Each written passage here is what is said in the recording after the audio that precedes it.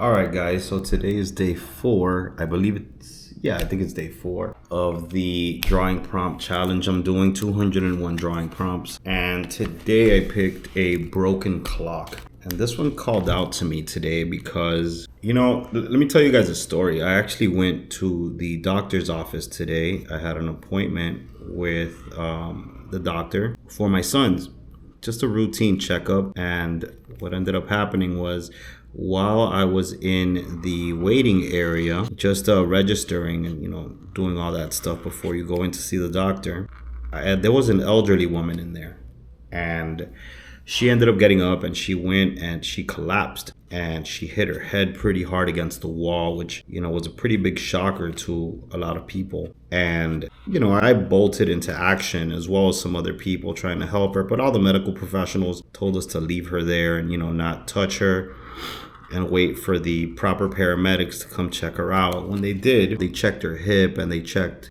for fractures and all that right there on the spot. And they ended up putting her on the stretcher and took her away, checked her out. But it was quite scary. It was pretty nuts. But something that really resonated with me, which is I think why I picked this drawing today, is time. Because I didn't see this frail older woman. I kind of saw myself and I saw, everybody else, because what got her there, you're not just born that way. And sometimes we tend to complain a little bit about our own lives and how we feel and, all of that stuff. And it kind of made me think, like, this lady had a life, prior to being there. She was probably very beautiful, probably raised a family, probably, gotten her heart broken. She lived a full life before she got to a point where she could fall and not be able to get up and needing people.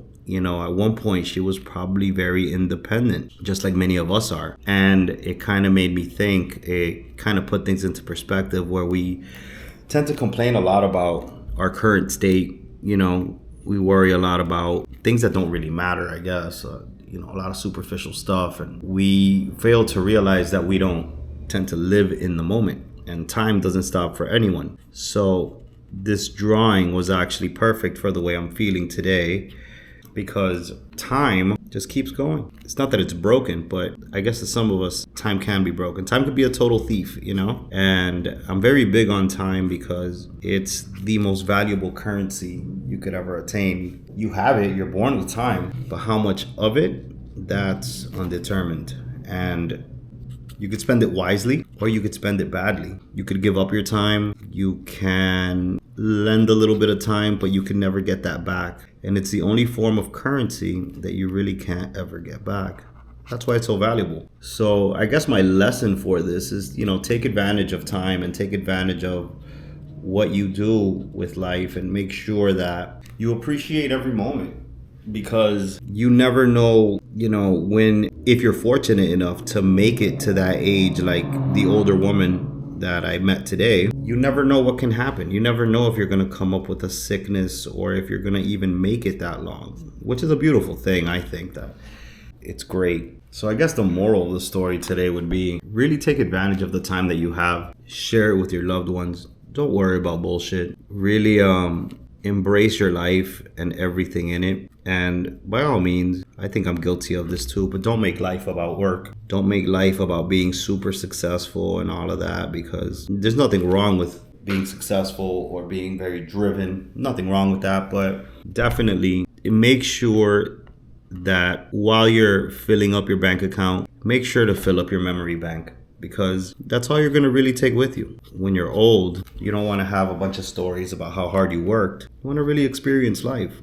If you're ever fortunate enough to have grandkids, I think I personally want to have a lot of stories to tell my grandkids of the things that I've accomplished and places I've been and people I've met, which is really cool. I kind of don't want to sit around and tell them that I just worked hard my whole life and I have nothing to show for it, experience-wise, obviously. Yo, it is extra hot in my studio today. Man, that poor old lady has been on my head all day. She really looked hurt. She looked pretty bad. It kind of reminds you of your own mortality and how weak you get. It's weird. You start off, you're born into this world very dependent and needing people, and you end up in the same way. It's very interesting. Now let's break it. Let's add some cracks to this. Yeah, this is looking pretty cool for a quick sketch. You know, for all artists out there, I do recommend that, like, you, especially if you're going to be tattooing, I guess, it's very healthy to practice these exercises where you're not using a sketch and you're just kind of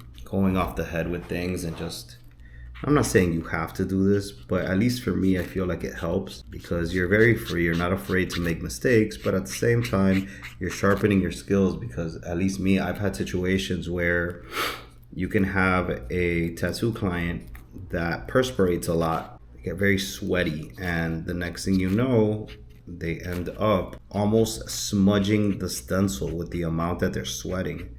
And when you start losing that stencil, you can't really panic. You kind of have to trust your artistic ability to just freehand it or be able to draw it on the skin with a marker or something like that. But anyways, there we go. That is our broken clock for today. Till the next one, thanks for watching. Peace.